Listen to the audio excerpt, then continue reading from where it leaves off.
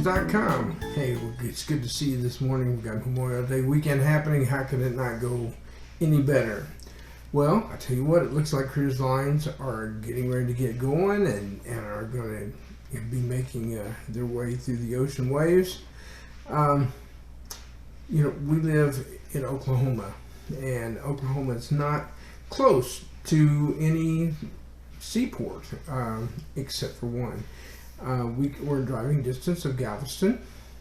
It's really easy to hop on the ship if you're just an hour away from Miami or Fort Lauderdale or in Port Canaveral, any of those places. It's just different if you live in Oklahoma or Missouri or Arkansas or Texas. So it's important, for you to save your money to be able to get to your port as cheaply as possible, and hence there's Galveston, Texas.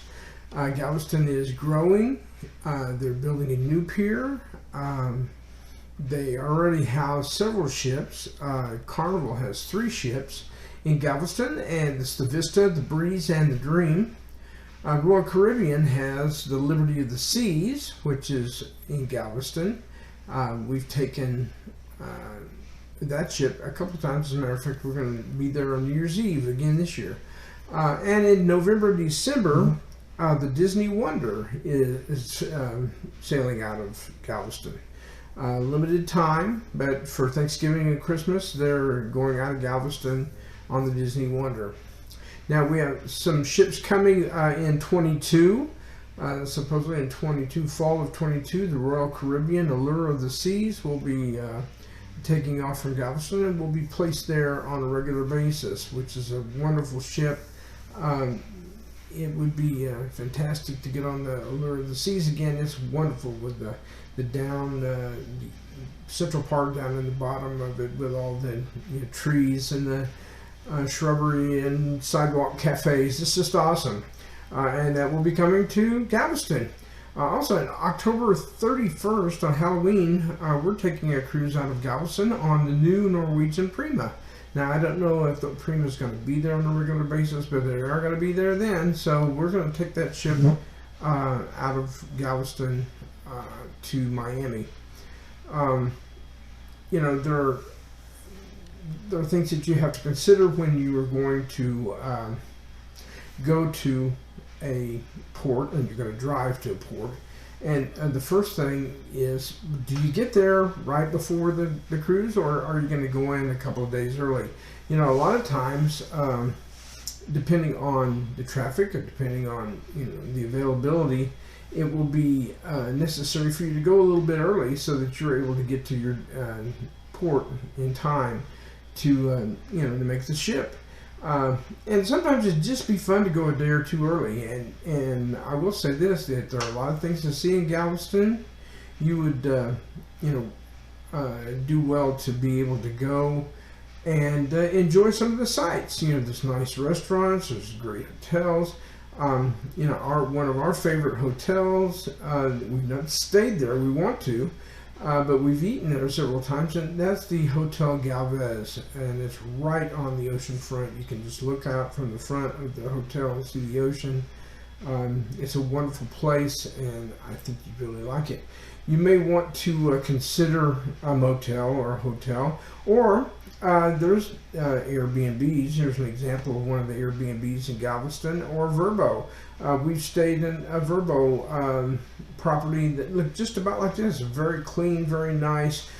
We had our whole family stay there, both of my daughters and their kids and their husbands, and we were able to get everybody in there very comfortably and stay the night before we got on our cruise. And they're not unreasonable, especially if you have several people that are going to go and share the expense of the room. Well, after your stay in the hotel, then you have the little matter of where you're going to store your car while you're in Galveston and on the ship and out to sea and then back. There are several places that you can park. There are 3 major garage parking facilities in very close proximity to the cruise terminal. You can self-park, or you can use covered parking. The cost runs from about $60 to $80 for the entire week, depending if you want covered, patrolled parking, or if you just want to park out on a lot. We've done both and never had any problems with either one. And I do suggest, if you're going to go and park, that you get your parking well in advance.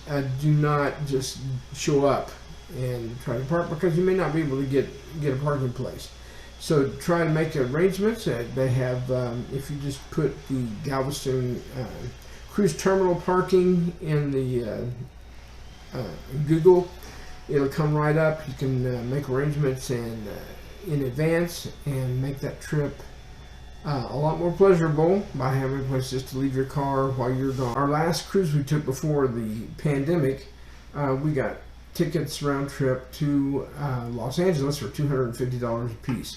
Now, that's a pretty darn good air rate, but I have to tell you, it's cheaper to drive to Galveston than to spend $500 on air tickets all the way back. Now, you do have to drive, and for us, it's about an 8.5 hour drive to Galveston. We could also drive to New Orleans too, but Galveston's a little bit closer, and it's a lot straighter road. We just prefer that. So, Galveston. Think about Galveston for your next cruise port, and get on with those ships, and let's get with it. I know the guy that can get you hooked up. Just give me a call. You can get a hold of me through cruisecraze.com, and I hope that you'll give us a thumbs up on this video, and also subscribe.